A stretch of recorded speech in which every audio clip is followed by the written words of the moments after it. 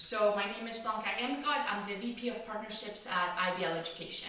So essentially, it is a software education company that is based in New York, and what we do is we partner to deliver learning experiences at scale. So today I'm going to be talking to you about creating online learning communities during the pandemic. So I'm going to start off by defining what a learning community is. Then I'm going to get into the motivation. Why do we have to have a learning community for a course to be successful and to be able to retain our learners? And then I'm going to get into the architecture behind our learning, our social learning in our IBL Open edX-based ecosystem. So in terms of what a learning community is, it's essentially a group of people who share common academic goals and attitudes, and they meet semi-regularly and interact to collaborate on classwork. So the participants of the learning community must feel some sense of loyalty and belonging to the group that drive their desire to keep working and helping others, right? So they need to feel as though whatever they do and whatever they say has an effect in the community. And that means having an active and not just a reactive performance. So in terms of the motivation, right? Learners in communities can be created not only to attract learners, but retain learners. So yes, every online course seeks to attract learners, but the idea here is to go beyond that and to retain those learners, right? We want to provide an interactive way for our learners to meet, to stay in touch with, and to contextualize communications on a per platform, per course, and per topic basis. So the typical use cases here include live office hours, private and public channels, text-based discussions, video conferencing, and things like that. So in short, they maximize engagement and create network effects. So in this instance, an additional learner adds to the value of the course itself to others, right? So essentially the benefit of these communities in general is to create a moat, right? Because even if people can get this material and learn this content elsewhere, if they can't interact with the same people or they can't develop those same professional connections, then they're not going to be as tied to it. So we want our learners to be able to join a course and say, okay, well, I have this new course, I have this brand new opportunity to connect and to take this further, right? It's like taking a souvenir. Sure, you take the course, you may even get a certificate from it, but you want to take this further and take connections and learning from each other that you can't get from the course. So unlike the forums on an edX or a Coursera course, for instance, this lives beyond. So there's no incentive for a learner to participate on a discussion forum, right? If after the course is done, nobody's ever going to go on it, right? But instead, if we create a community of learners and we have network effects, because this community is coming here to talk to each other through direct messaging, then we will have something that will retain them forever. So if we come up with interesting enough content, career section, guest speakers, things like that, then we are tying these learners to the course. So this IBL learning platform that has a social component is both a software product and a social network, right? So sure, the software product is what determines who would join the network, but it is the network itself that is keeping the users there. So for instance, it's like a multiplayer video game or Harvard. So sure, the quests and the campus are useful, but if people can't get those friendships there, or they can't hope to make new connections, then they're not going to want to stay forever, right?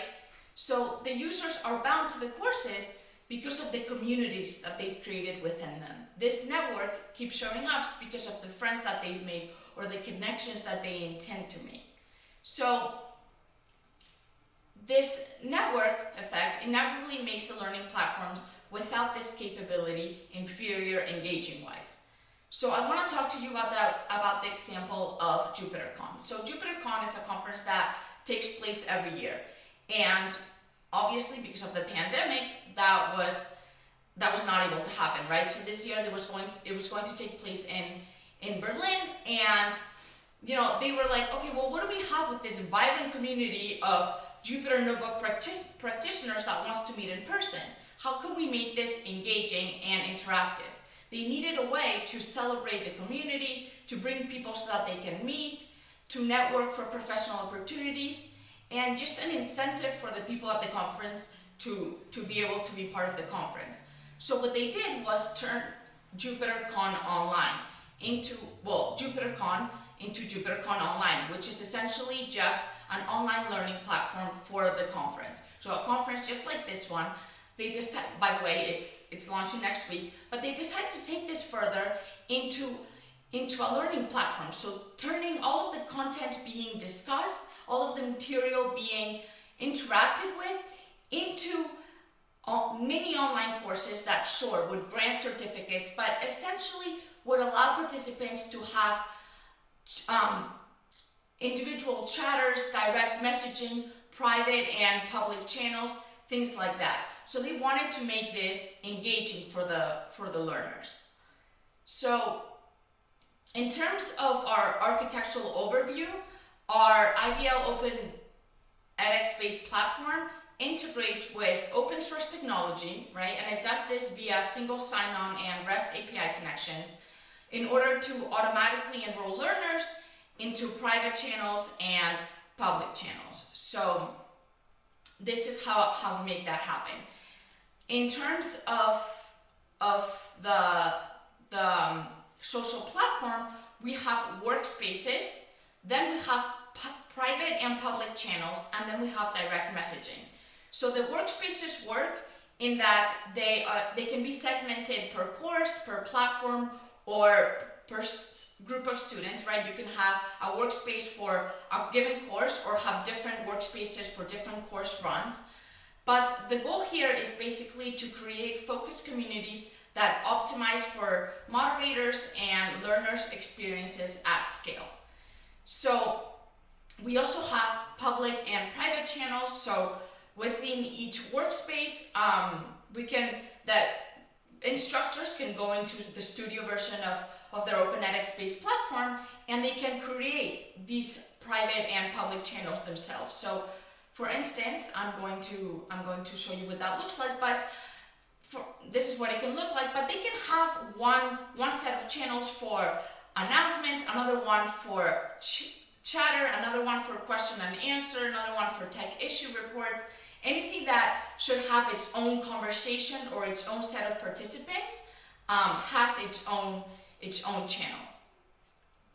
So direct messaging is most important in my opinion, just because this allows for learners to have the ability to build more intimate and more personal relationships. So, you know, whether you are sharing a common goal, a common interest, a common motivation to be in that course, you want to be able to message that person, and you want to, well, of course, if they allow for this, but you want to be able to connect with that person so that you can learn from them, so that you can build that connection to take this beyond the course, in case you want to, who knows, connect with them because of a career purpose, or a college application purpose, or to engage into another online course.